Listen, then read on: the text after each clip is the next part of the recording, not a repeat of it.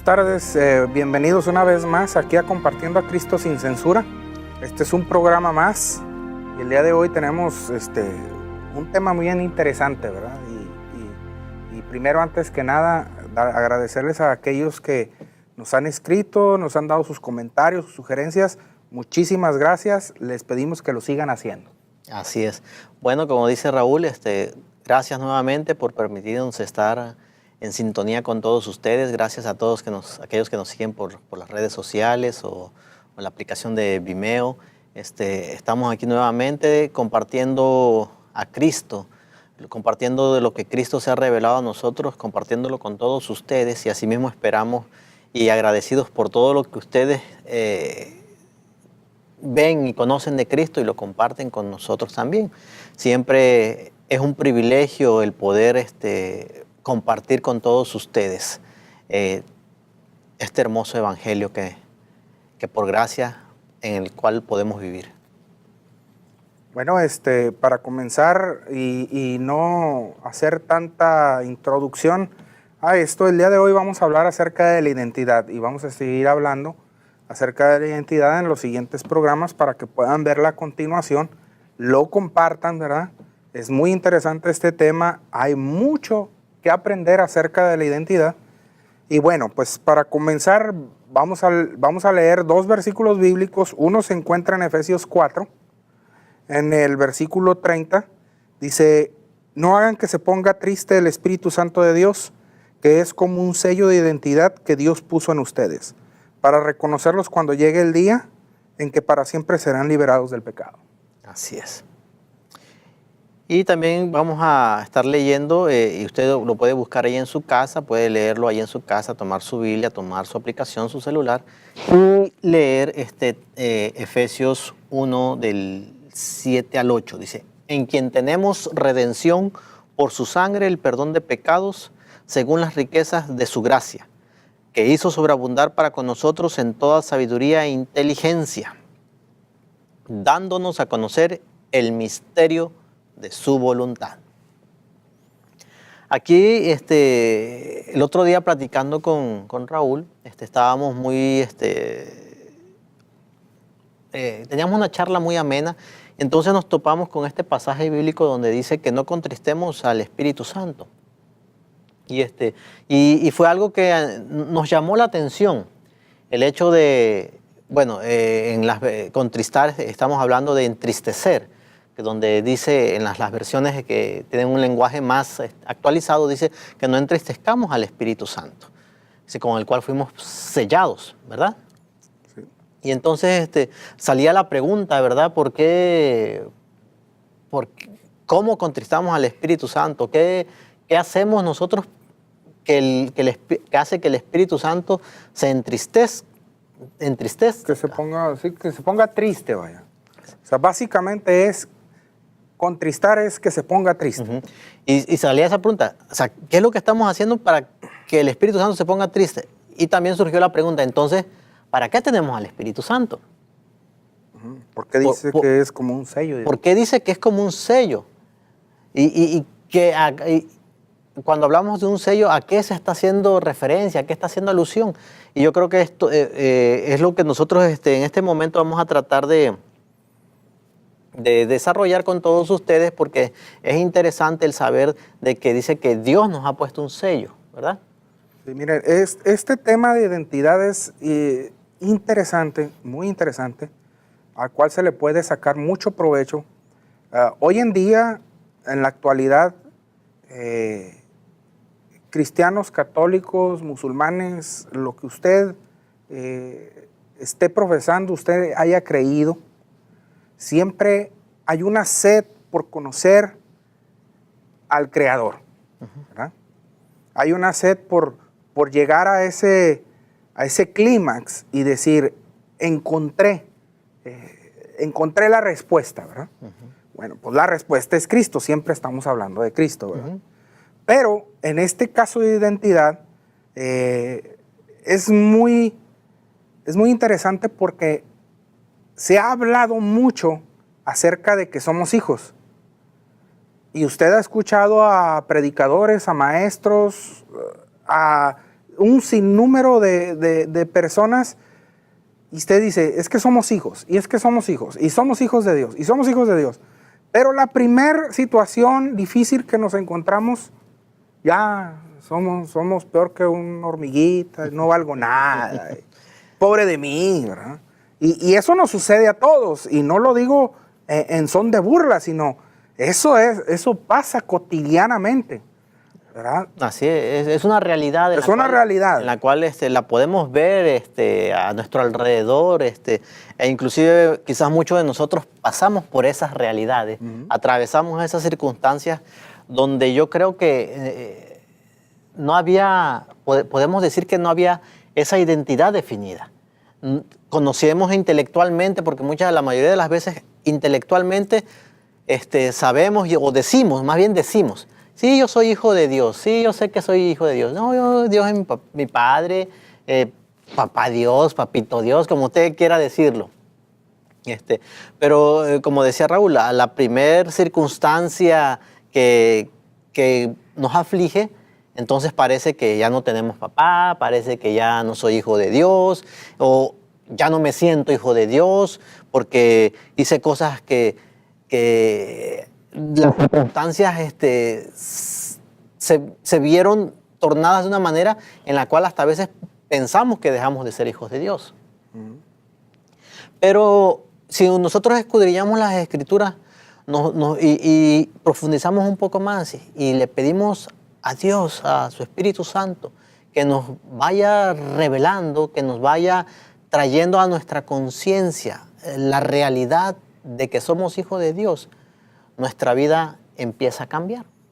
Miren, este no es un tema que nada más sea tuyo y mío. Esto viene desde Efesios, imagínense.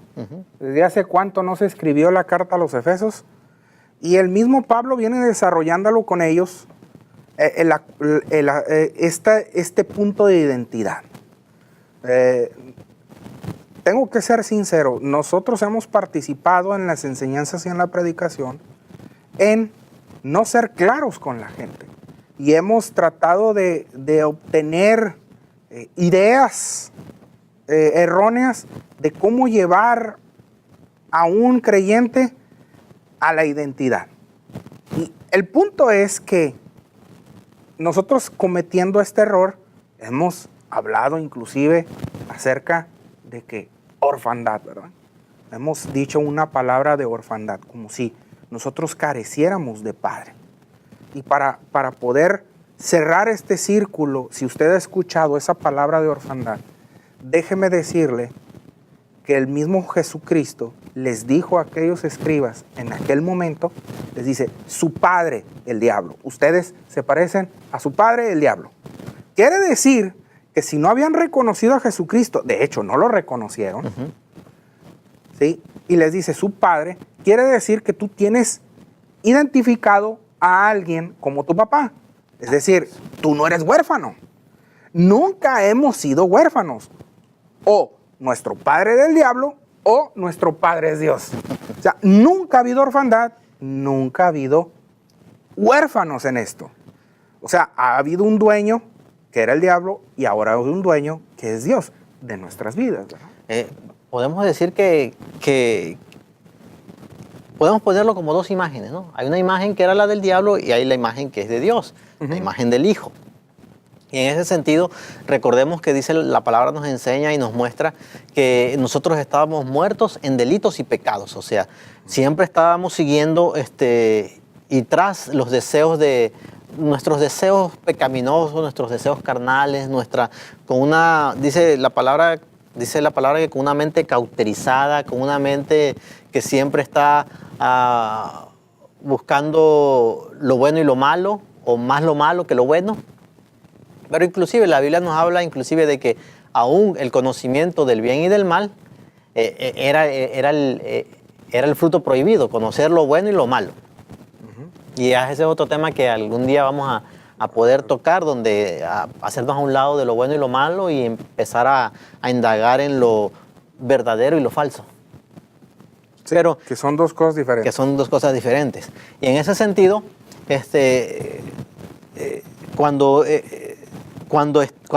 cuando Pablo, el apóstol Pablo está hablando en el libro de Efesios, dice que él nos puso un sello. Eso está hablando, cuando hablamos de un sello, está hablando como de una firma. Recordemos que en aquel entonces se usaban los sellos para asegurar que algo tenía... Para autentificar algo. De que si se hacía un contrato, la persona ponía su sello como de autenticidad, como una firma donde decía, yo soy el que estoy aprobando esto, yo soy el que está comprando esto, yo soy el que estoy vendiendo esto. Es como hoy en día usamos las firmas, ¿no? Uh-huh. Vas a hacer un contrato, tú firmas y la persona que vende firma y la persona que compra firma. Entonces nos vemos aquí en este sentido de que dice que Dios pone un sello sobre nuestras vidas. Sí, el sello, por ejemplo, en la actualidad el notario tiene que poner un sello. Puede ir su firma, pero si no va el sello, no es válido. El sello es el que lo acredita como notario. Uh-huh. Y el notario, él es el que da fe y legalidad del contrato que se está llevando a cabo. Si usted compra algo y alguien lo vende, entonces está el vendedor, está el comprador y está el notario. Y el notario firma, pero tiene que llevar el sello. Uh-huh. El sello es el que le da legalidad al contrato. Entonces, fíjense eso, porque ya estamos hablando de algo legal. Sí, claro. Entonces, cuando dice que Dios viene y nos pone un sello, en otras palabras, nos está dando legalidad. Está siendo aprobado ante los ojos.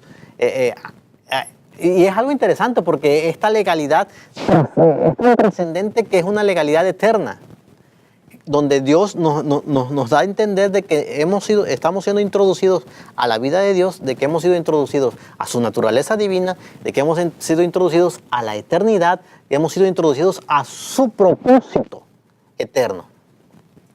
Y esto es muy interesante, el poder conocer de que todo lo que conlleva estar sellados. Sí, ahora, estamos sellados y luego agrega la palabra identidad. Uh-huh. O sea, cuando dices identidad, mucho se asocia de que es que el pueblo creyente, aquel que ha creído en Jesucristo, se siente huérfano, se siente que no tiene papá, y en realidad eso no existe. Cuando dice sello de identidad es algo que te identifica como hijo de Dios. El Espíritu Santo es aquel que te identifica como hijo de Dios. En otras palabras, comentábamos también, por ejemplo, muchas veces la relación que usted tiene con su hijo, usted se da cuenta que cuando si usted ha tenido la oportunidad de ser padre, usted se dará cuenta que usted no mandó a la escuela a su hijo para que aprendiera a decirle padre. Y sería algo ilógico mandar a un hijo a la escuela a que aprenda a decirme padre. No, yo creo que una de las primeras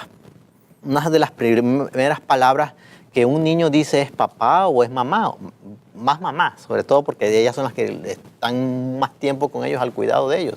Pero sus primeras palabras son esas, mamá o papá. Pero esas se aprenden en esa relación diaria, en esa relación cotidiana. Cuando mi hijo empezó a ir a la escuela, él ya sabía decir papá. Y muchas veces nosotros queremos tratar de traer a la gente a escuelas bíblicas, a estudios bíblicos, para que aprendan a decir papá, ¿verdad? Y la verdad no, es algo ilógico, porque esa relación de hijo-padre se conoce en el día a día, desde que nace. Desde que nació mi hijo, yo sabía que él era mi hijo. Así es Dios. Desde que nosotros nacimos en él, a través de Cristo, Él sabe que somos sus hijos. Él sabe que somos sus hijos. Y dentro de ellos, dentro de mi hijo, hay esa seguridad de que Él es mi hijo, porque siempre me va a ver ahí, porque siempre voy a estar ahí, aún haga las travesuras que haga, aunque hay veces que se comporte de una manera que no me agrada a mí, siempre voy a estar ahí porque soy su padre y Él siempre me va a ver ahí como su padre, Y claro, o sea, obviamente va a haber, tengo que corregirlo, tengo que educarlo como cualquier padre lo hace. Y así mismo Dios. O sea, Él siempre está con nosotros, nunca nos abandona para asegurarse, fíjese, de que nosotros entendamos de que Él es nuestro Padre. Fíjense, hay un asunto aquí. Usted no envía a su hijo para que le diga papá. Usted no lo lleva a la escuela, a kinder o a pre-kinder, a decirle, a ver, usted cuando regrese a su casa, a la persona que usted va a ver y es hombre, ese es su papá, dígale papá. O sea, es tonto. lógico, Y hay es veces que tonto. nosotros como predicadores, maestros, queremos estarle enseñando a la gente a decirle a Dios papá. Y le podemos decir, sí, se puede decir. Sí, puedes decir. Le podemos enseñar, sí, pero el hijo siempre va a saber quién es su padre, por la presencia del padre siempre delante de él. Mira, a veces viene gente a mí y me dice, oye, se me hace que esta persona nunca nació de nuevo. Es decir, nunca ha sido hijo de Dios. Y yo les digo, no, espérate, es que no te metas en un terreno que no te corresponde, porque dice que el que te da seguridad de que tú eres hijo es el Espíritu Santo. Ándale, ahí está. El Espíritu Santo dice que es el que nos da la convicción de que somos hijos de Dios. O sea, yo no te puedo, mi enseñanza o mi estudio a ti no te puede dar la convicción de que tú eres hijo de Dios. El único que te puede dar esa convicción y el único que te puede dar esa certeza es el Espíritu Santo de Dios. El único que te puede convencer de eso. Y ahí entra la culpa de nosotros. Hay veces que nosotros creamos la necesidad en la gente. Sí, tú necesitas saber que eres hijo de Dios. Tú necesitas. No, tú eres hijo de Dios. O sea, no predicamos el hecho de que tú eres hijo de Dios. No, si les decimos, es que la falta de que tú entiendas este concepto es porque no has entendido que tú eres un hijo de Dios y necesitas tú entender. No. Es que tú necesitas decirle quién tú eres en Dios. Es como, a mí se me hace muy chistoso un comentario que vi no hace mucho tiempo, cuando salió el nuevo iPhone. X. Dice que... XL. XR. Bueno, pero decía algo jocoso, bueno, chistoso, porque decía el comentario de que el iPhone es el único que se inventa necesidades para venderte las soluciones. ¿Por qué? ¿Por qué se inventan necesidades? Porque necesitas un cable para conectarle otra cosa y te vende el cable. Quiero pasarle música, necesito bajar el programa. O sea, te crea una necesidad. O sea, antes ya le podías conectar cualquier cable. Puedes tocar todo este tipo de música. Ay, qué bueno, déjame lo compro. Y luego te lo compras y luego dices, ajá, ¿y cómo lo utilizo? Ah, es que necesitas cable. Ajá. Y muchas veces así estamos dentro de las congregaciones. Creamos una necesidad para venderles la solución. Y eso es un grave problema en la cual... nosotros hemos participado. Sí, nosotros hemos participado y de antemano pedimos perdón por todo eso. Nos hemos dado cuenta de que no se trata de eso, no se trata de crearte una necesidad. Otra de las cosas es que vemos las cosas como si no tuviéramos creando una necesidad. Te falta unción, te falta... Mire, conceptos bien sutiles como, Señor, lléname. Espérame, pero es que no puedes ser hijo si no estás lleno. El hijo está lleno de Dios a través del Espíritu Santo. Él nos ha dado la unción. No nos dice que el Espíritu de Dios se da sin medida. Eso quiere decir que todo el Espíritu de Dios se nos ha dado. Se nos ha dado. Entonces eso también quiere decir que toda la unción se nos ha dado. Eso quiere decir que lo tenemos todo en Cristo. Mire, otra. Señor, bendíceme. O sea, si tú necesitas una bendición mayor a la que Dios ya puso en tu vida, entonces es que no has entendido. Dios te bendijo con toda bendición espiritual. Si tú necesitas más bendición que esa, es porque no has entendido que tú eres un hijo. Pero a lo mejor ha sido mi error, porque yo no te digo como lo que dice aquí en Efesios. Dios nos amó tanto que decidió enviar a Jesucristo, para adoptarnos como hijos suyos. Punto. Así, o sea, no te está dando la opción. No, envió a Jesucristo para adoptarnos como hijos suyos. Punto. No es si tú crees, no crees, sientes, no sientes. No, eres un hijo. Ahí es donde nosotros a veces hemos fallado. Y tú como creyente en Jesucristo necesitas saber que tú eres un hijo. Así es. Y en otras palabras, mi hijo no tiene que venir y decirme, papi, quiero comer. Bueno, necesito comer o necesito comida. Cualquiera cualquiera de ustedes que pueda decir, no, yo creo que soy un padre responsable, sabe que antes de que el hijo necesite comida, debe de estar la comida. Antes de que el hijo necesite vestido, debe de estar el vestido. No necesito que mi hijo venga y me diga, necesito esto, necesito el otro. Y haciendo esas cosas nosotros nos consideramos buenos. Y el mismo Jesús dijo, no, si ustedes siendo malos saben dar buenas dádivas a su hijo, ¿cuánto más nuestro Dios. Padre, Dios? En otras palabras, por eso Dios ya nos suplió todo en Cristo. Por eso Dios ya nos dio todo en Cristo, porque Él es el buen Padre. Ya nos ha dado todo.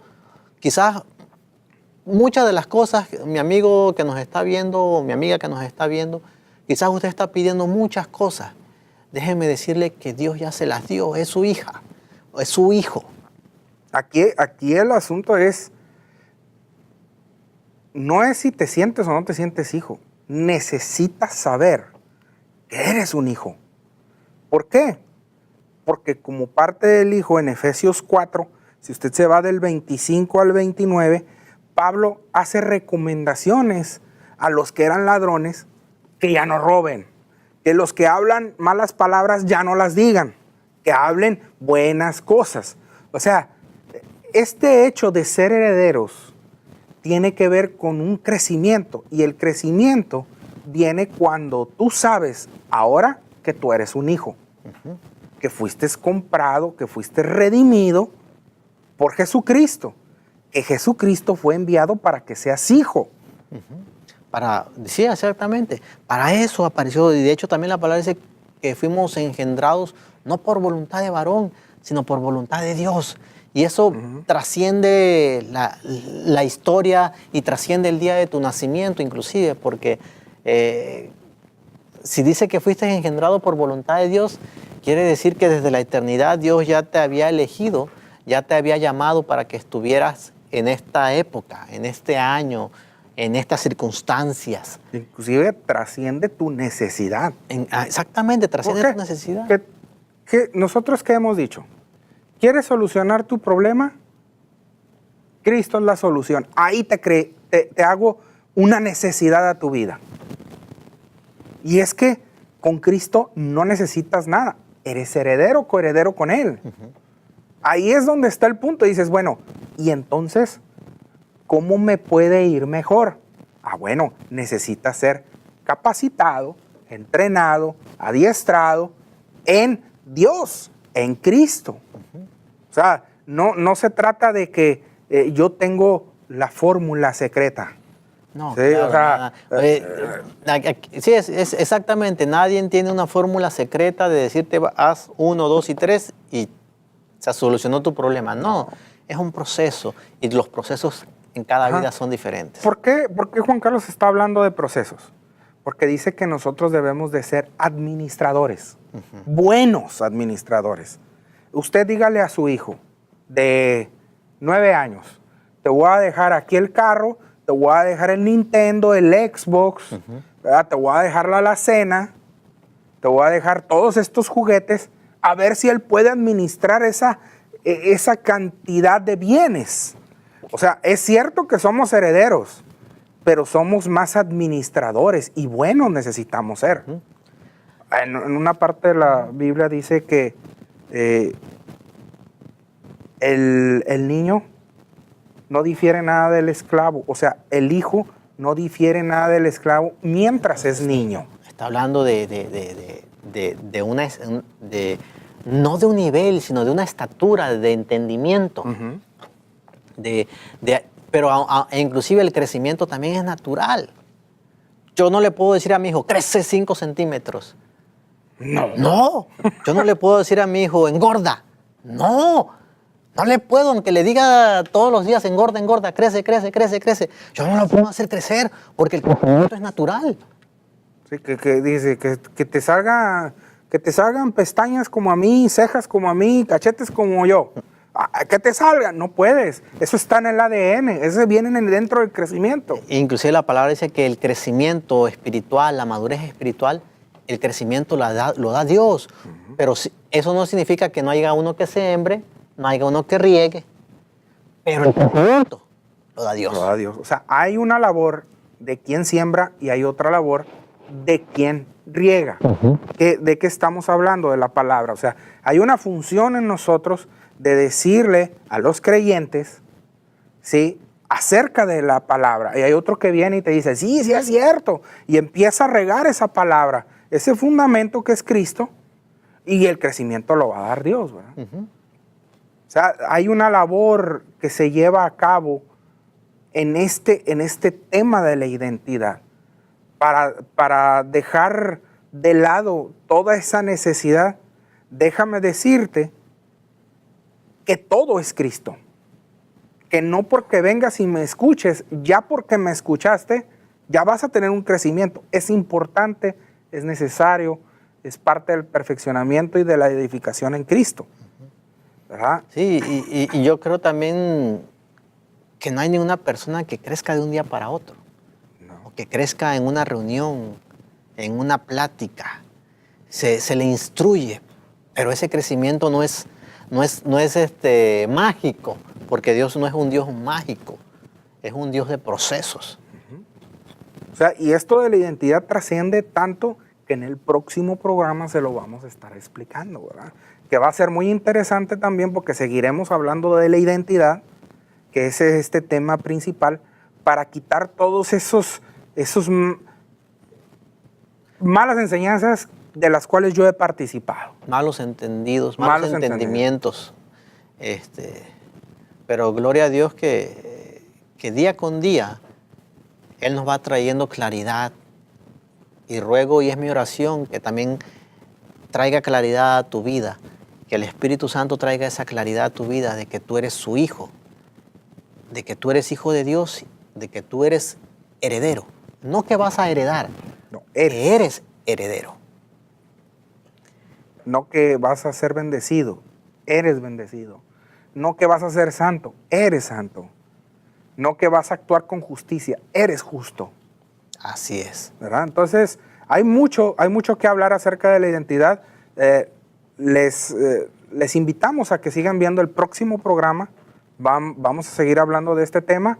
Y pues como siempre, muchísimas gracias. Compartan el video. Sí, para nosotros es muy importante. Yo creo que para todos es importantísimo este tema de la identidad, ¿verdad? Y bueno, Juan Carlos. No, es todo muy amable. Muchas gracias por su atención. Muchas gracias por escucharnos. Medite lo que hablemos, piense lo que hablemos y pídale al Espíritu Santo. La Biblia dice que el Espíritu Santo nos va a guiar a toda verdad. A toda verdad. A toda verdad. O sea, en otras palabras, nos va a guiar a Cristo. ¿Verdad? Y como le hemos dicho, se trata de Cristo. Se trata de Cristo. Todo se trata de Cristo. Es que pues muchísimas gracias una vez más. Gracias por su compañía.